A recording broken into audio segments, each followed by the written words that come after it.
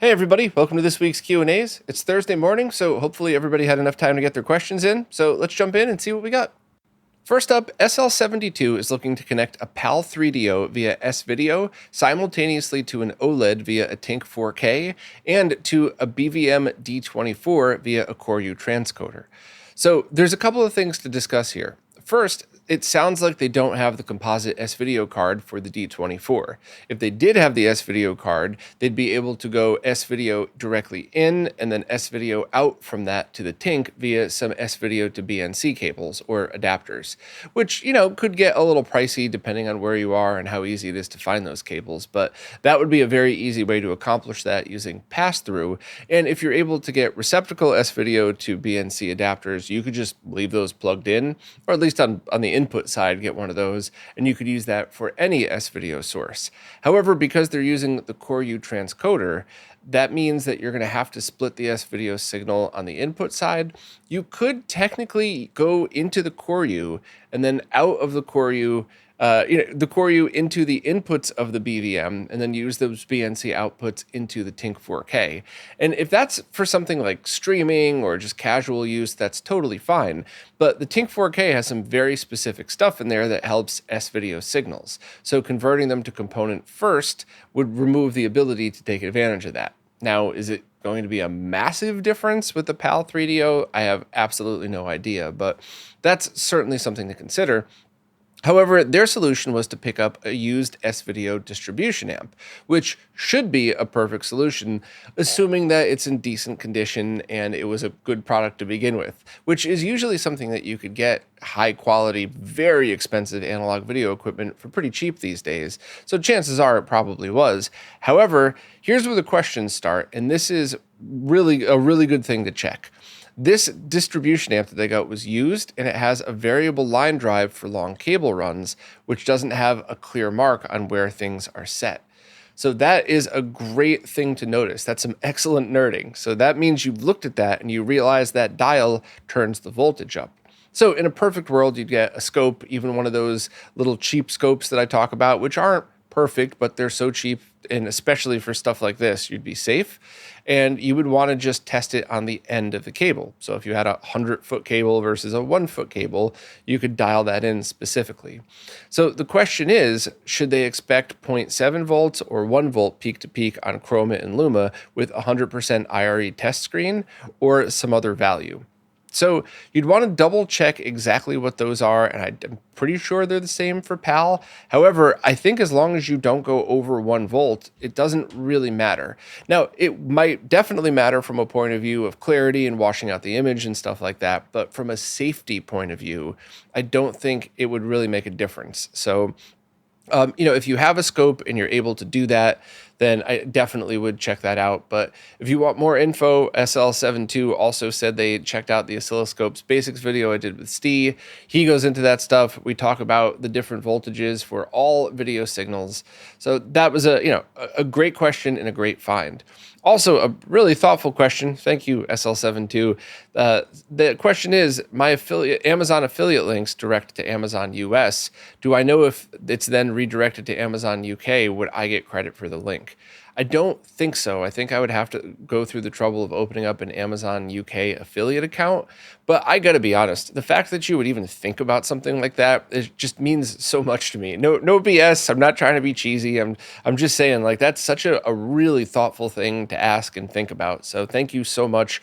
Really means a lot that people care enough to even ask those questions. But I don't really get obsessed about affiliate links. I throw them there, because that's kind of part of what's keeping this all going, but I try not to go too crazy with it, especially because of the mentality of it, right?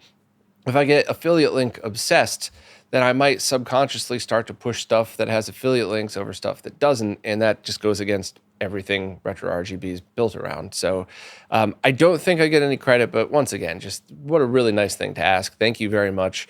And if you're in the US, click away. Next up, Steven Sanders said their understanding is that there are very few physical mods regarding video or audio enhancement for consoles beyond the 5th generation. Is this true? They recently saw a YouTube video where someone was upgrading the RAM for the Xbox to play a modded Halo 2, which has better graphics. Is this a random oddity mod, or are there more? So This is where things are going to start to get pretty interesting, because once consoles were able to output pure digital signals, it would be pretty rare or extreme for there to be some kind of hardware video upgrade mod to that. Meaning, maybe if the HDMI chips were low quality, you could replace them with better ones. But generally speaking, I don't think that's ever been found. And I think anything that's output HDMI has always been pretty straightforward. The question is things like scaling. Perfect example is the Wii U. You could have an original Wii look better through a TINK 4K than you could the Wii U via HDMI through a TINK 4K. I'm oversimplifying. Wii fans and Wii U fans are rolling their eyes right now. I'm just trying to make your point that I don't think there's really going to be any hardware mods. I think it's going to be about the scaling, about how it processes different things, and also for just stuff like upgrades for the rest of the console. So you mentioned an original Xbox RAM update.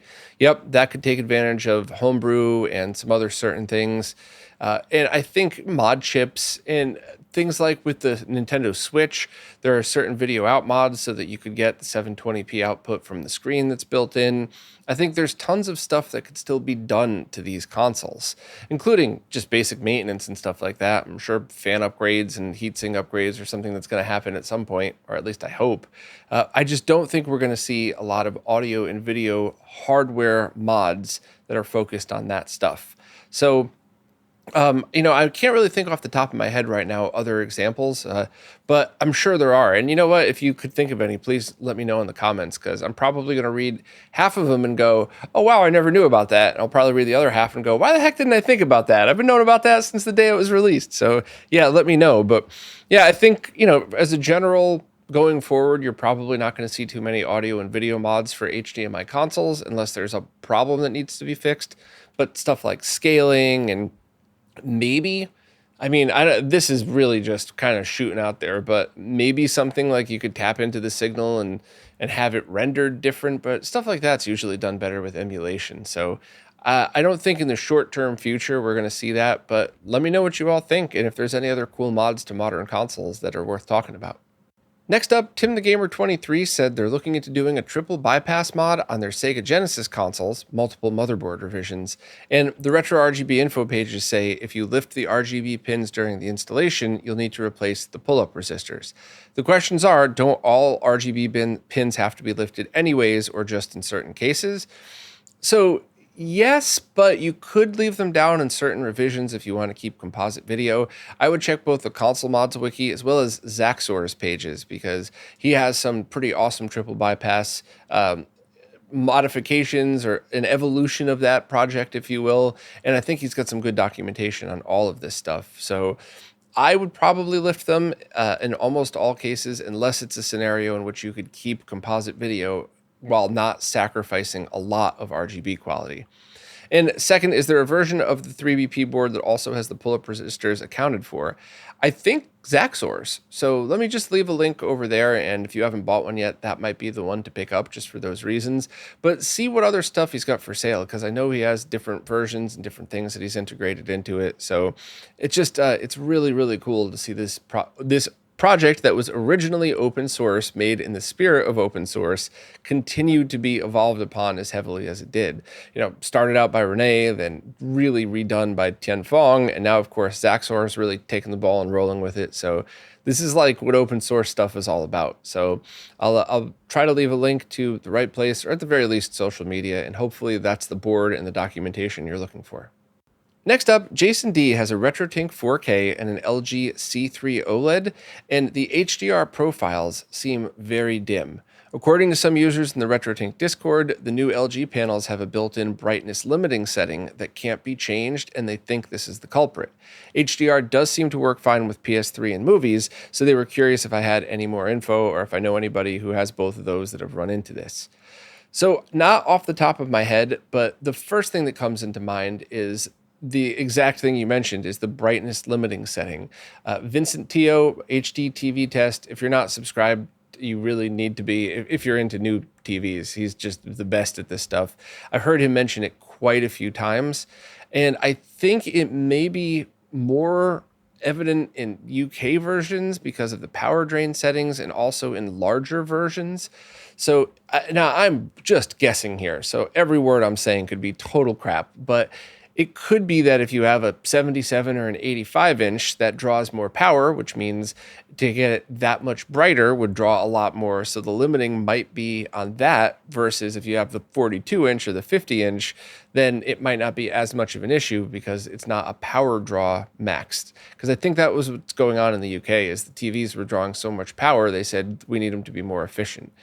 It could also be something like I think the TINK has multiple HDR versions, right?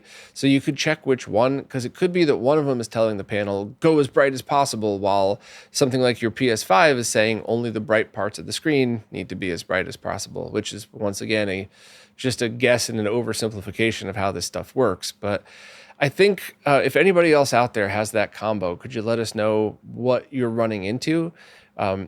Also, do you have scan lines on when you're using the HDR profiles? Because scan lines do drop the brightness significantly because you're quite literally removing half of the image, basically, so half of the brightness, especially if you were using BFI at the same time or anything. So I guess I would just, if you're using multiple things at once, I would try to remove one thing and see what makes the biggest difference. But if it is just an HDR issue, maybe you could try to get into the service mode and turn that off, but that would probably void your warranty, so I'm not sure how you would feel about that. But if you're a tinkerer, you could always go back in and turn it back on if anything ever goes wrong, but that's got to be up to you, of course. So if anybody else could lend a hand with this one, I'm personally really interested in this because while I absolutely love my TV, at some point I'm going to have to get a new one. And I saw some C4 or C3s on huge sale right now, like basically half price just for stores to get rid of whatever stock they have left. And that was something that was really tempting. So I don't really have the cash for a new TV, but half price is something I should seriously consider. But maybe it's better to wait for the C5, I don't know, or get the C4 on discount next year. So if anybody has any other info, I'd certainly be interested. Next up, Vladimir Raskin wants to know if I'm aware of any currently available alternatives to the Wii Dual. They don't really care about the HDMI part of it, but they're interested in the component output improvement mentioned in the old blog post on RetroRGB and something that was talked about quite a bit. They know there are a handful of HDMI kits out there, but they're unclear if they have the same benefit to analog output as the Wii Dual. So I don't know of anybody currently selling a Wii Dual or a variant of it. The Electron Shepherd AVE to HDMI, I think it's called. That one is an excellent HDMI mod. And you could, of course, if you wanted to, just get a quality HDMI to component video digital to analog converter. And if you're able to find one of those, or VGA or whatever else, or RGB if you just use the HD15 to SCART. So that's certainly something you could do, but you also have to unfortunately understand that a lot of 15 kilohertz DACs, so 240p and 480i, don't work anymore with those. Even the same link that you may have bought one from a year or two ago wouldn't work today because the chips have changed that are inside them. If you're talking about 480p, that should not be an issue because it's a standard HD resolution. But also, if your Wii is soft modded, which I assume basically everybody is these days, you could use any of the launchers to have a lot of video fixes built in. And in fact, there's that video from Wobbling Pixels. Why would I forget Wobbling Pixels? I talk about them all the time, but Wobbling Pixels did a video really showing how to improve the stock output. So just in the interest of cash, I would say watch that video first and then see if you could tweak any of those. And of course, you're going to want to use quality component video cables. One thing that I've noticed a lot over the years are cheap Wii component video cables. Even ones that appear to be shielded aren't. They're just a bunch of foam inside some unshielded leads that are cheap and, the ones that you find rebranded from AliExpress. But if you get the HD Retrovision ones, those are guaranteed to be equal to or better than the original Nintendo ones. So make sure you're using quality component video cables and then try some of those video fixes. And if you still wanted anything else like that, if you still just wanted the HDMI or you wanted to convert it like that, then you could try the internal mod. But I think you could probably get most of the way there with just good quality component cables and some soft mod stuff. So I'll leave a link to the Wobbling Pixels video, to the HDMI mod, and heck, why not for some HD Retrovision cables as well, just in case. Next up, Dustin Madison is planning a trip, and they want to know, since I used to travel a ton for my job, if I have any opinion on Airbnbs. So I am such an old fart that Airbnb didn't exist when I was traveling for work, or if it did, it was a new company most people hadn't heard about. So my job would always just pay for hotels, ranging from, depending on where we were going, I would sometimes get to stay in a really nice hotel, and occasionally just an absolute roach motel, and everything in between. Usually it was just generic and totally fine ones. I've personally used Airbnbs a couple times, and it was just a perfect mediocre experience. You're just staying in somebody else's place. It's not the best, but it's never been the worst for me. I've heard some absolute horror stories from people. I've heard of people that only use Airbnb. So unfortunately, I'm really not the one to talk to about this, because I have such little experience, and what I do has always been really great. So anybody out there have an opinion on this, or can you point to any kind of good advice for stuff like this? I think part of it is where you're going and where the location is. Because I know where I grew up, if you drive 10 minutes down the street, that's including traffic lights and traffic and stuff like that, you'd probably get robbed. But if you drive 10 minutes in the opposite direction, you're in upper middle class, rich people neighborhoods. And I was always actually right in the middle of that. So it was kind of interesting to see such a striking difference. So I think for me personally, location would definitely be it, because I know for a fact there are some places that are probably advertised as, water view, but you need a flak jacket to enter it. So I don't know if anybody else have any thoughts. That was a good question. I'd kind of be interested in what people have to say about their Airbnb experiences and any tips. Next up, Dr. Lilo wants to know if anyone's posted RetroTink 4K profiles for LCD simulation. They found a few examples in the GameCube folder from Wobbling Pixels meant for use with GBI, but they were hoping for a more general use and comprehensive set for simulating various types of LCD screens, including classic handhelds, but also TV screens. So one example is they remembered hearing John Linneman talking about simulating a 720p LCD display for playing Gen 7 games at nearest neighbor scale.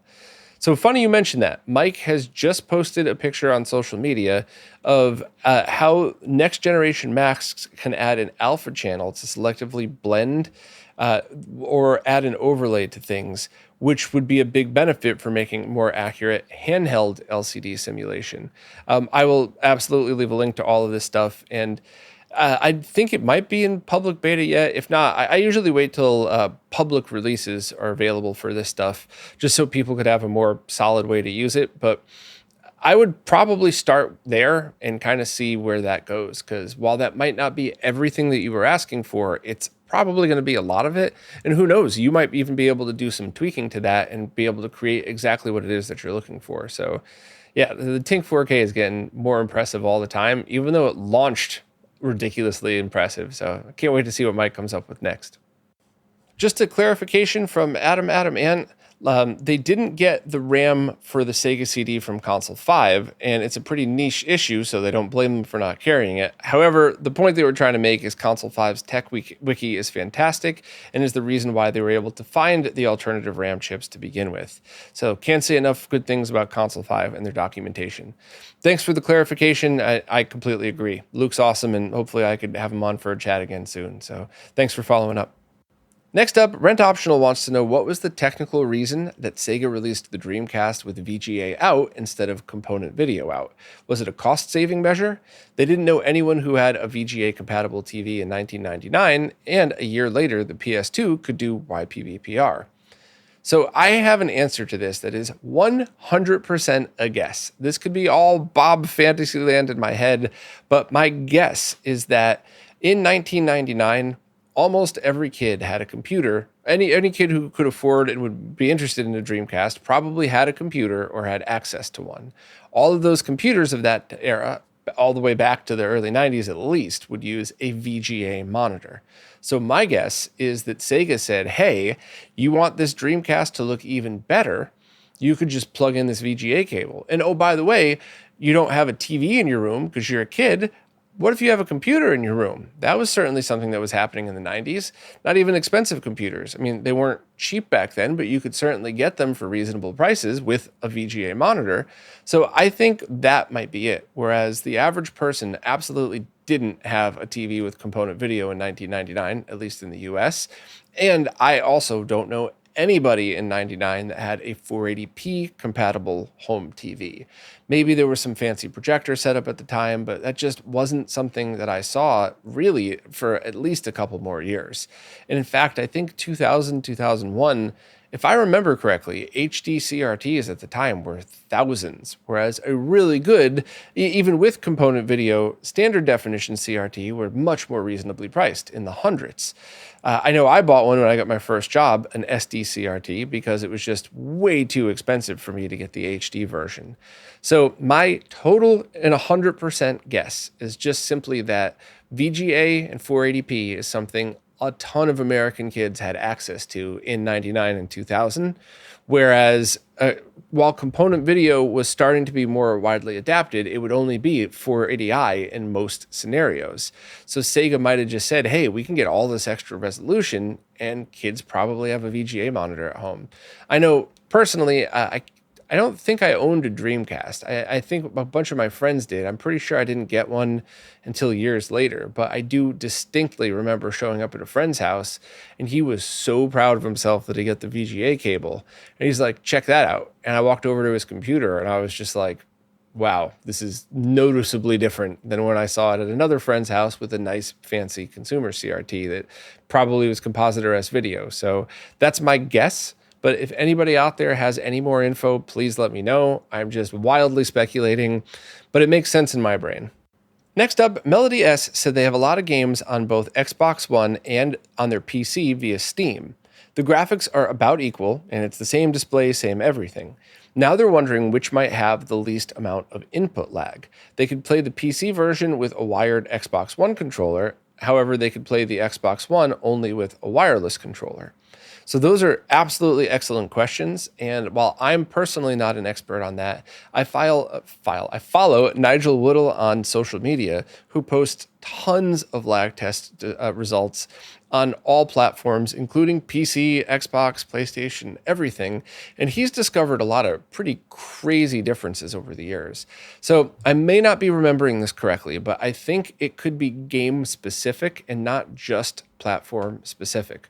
Also, stuff like FGCOS, the optimized system that the fighting game community was trying to work on to improve latency readings in Windows machines, that was making a big deal. But I don't know how an average PC installation versus an Xbox would be.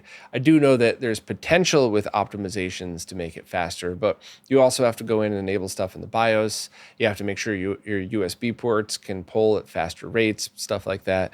So this is way more complicated of an answer that I could give because I just don't have the experience. And once again, it might come down to a game by game basis and not just a full platform. The only thing that I will say is that there's always potential for other stuff with PCs.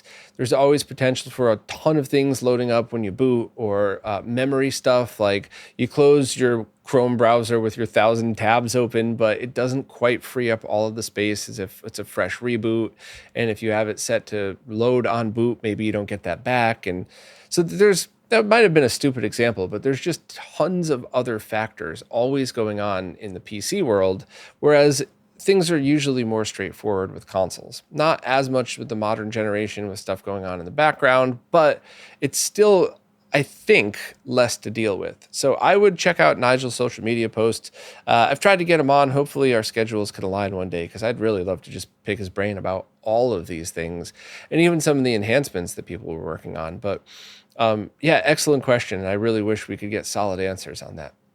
Next up, Jason Guffey said, they've been wondering this for a while, but I've mentioned Fudo a lot in the VCR deinterlacing videos with the TINK 4K. any chance of you interviewing him or getting his thoughts on the RT4K's deinterlacing and scaling performance? I know he's a busy guy and English probably isn't his first language. I'm pretty sure he speaks it perfectly, but with how much knowledge he has and how much he's contributed to the scene, I'm very curious about what he thinks. Well, I'm obviously a massive fan of Fudo's, and I've said many, many times, RetroRGB would never be what it is without him. It might still be around, but he has made such an unbelievable behind-the-scenes contribution, and I always bother him with questions constantly, and he's always so patient. And I've asked him to jump on for interviews, and it's an open invite, so if he ever changes his mind and feels like it, he's always welcome. I think I know the answer to this question, though. I think he likes the scaling performance of the TINK 4K a lot. He's kind of his analysis of this stuff is way more in-depth than your average person, so I imagine he would have a gazillion criticisms on where things could be improved, which, for the record, Mike loves that stuff. All of us are always trying to make everything we do better, so legitimate things to point out, whether they're able to be fixed or there's time to fix it or not, are always appreciated. Little annoying nitpicks are not. But yeah, hopefully you all know what I'm talking about. I meant that in a nice way. As for the deinterlacing, I'm pretty sure I know his thoughts on that as well, and that is general thoughts. I don't want to speak for the person, but when it comes to video games, it does an excellent job. But when it comes to video signals, it's still not quite as good as a lot of the other very high-end processors that used to be available, which are not anymore. And I really tried to impress this point in that VCR, VHS video thing that I did, in that if you take the tinks in the context of time-based corrector built in, decent comb filtering, and spits out in an HD resolution, so there's zero post-processing. You crop everything. They are absolutely phenomenal. If you're somebody that wants to archive rare and lost footage, there is no comparison to ripping that in its original lossless 480i state and then editing it afterwards and then using some software post-processing to do that deinterlacing and changes. And that's not a fair comparison because that also, scenario number 2 takes 10 to 20 times as long to do that with so many more steps and so many more pieces of equipment involved. So I'm just defending the TINK in that Mike has never once said, this is the best deinterlacer that's ever been made. But he has said, I stand behind all the work I put into this, and it probably is the best deinterlacer you can get for video games today. And I don't think I've seen anything that really comes close in every scenario. The only other bonus of using the TINK, though, is there are any kind of mixed content stuff often trips up with software deinterlacing. So you would have to chop up the content and then re-stitch it back together. And I that's really over my head and not something that I should be talking much more on. Whereas if you just put it in through a TINK, you have a pretty solid and consistent and always decent way of deinterlacing. Now, that said, Mike is always improving stuff. We've both of us have bought a bunch of equipment. I have a video processor up there that Fudo suggested I pick up for this testing. I also bought a couple of test DVDs from around the world. And once things slow down a little bit, I think Mike and I are going to dive back into seeing what tests we could perform and if video deinterlacing could be improved anymore. So it was probably a little bit speculation, and I don't want to speak for anybody, but that's certainly echoing the chats that we've had up until now. But yeah, I mean, he's always welcome anytime he feels like it. I'm not going to continue to bother him and ask, but anytime I'd love to do an interview, video, audio, both, whatever. I don't really care. Just video wouldn't make sense, though. I don't know why I said it that way. But yeah, so that's kind of my thoughts on the interlacing video versus video games and what I've talked to Fudo about. And I'm really looking forward to digging back into the VHS stuff. But it was so overwhelming that I think I'm going to just piece it out. And I think I might just do a video on that Osprey capture card and a video on that not the worst, but not great little box that you get off of Amazon, and then do a video on software scaling using the latest version of Bravicon, which works way better. There's a couple of tweaks that Simon added, and there's one more tweak I'm waiting for before I make that video. But yeah, I mean, I think that's what I'm going to start to do.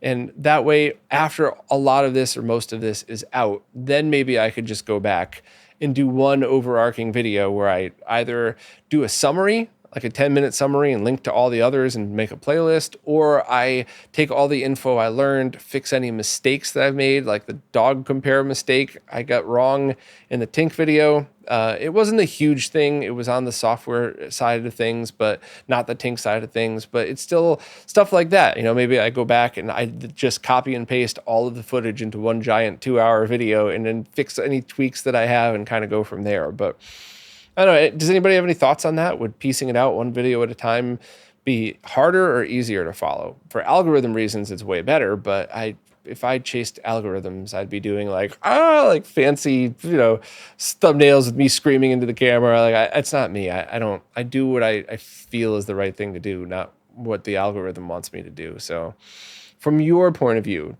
would you rather have it all in one, piece it out, then do all in one after that? I don't know. I'd always love everybody's opinion on that. Well, that's it for this week. Anybody who wants to participate in these, please ask any question you would like wherever it is you support in the latest Q&A post. The way these services work, I can never really figure out what's a new question on an old post. Plus, as you saw today, I like to just scroll through and answer them as if we were hanging out somewhere having a chat. And anybody that supports on any of the platforms are welcome to ask questions. Very often, like today, all the questions are just on Patreon, simply because that's where most of the people support on. But there's no favoritism. I love everybody that helps keep this all going, because it really is all up to you. So thank you all so much, and I'll see you next week.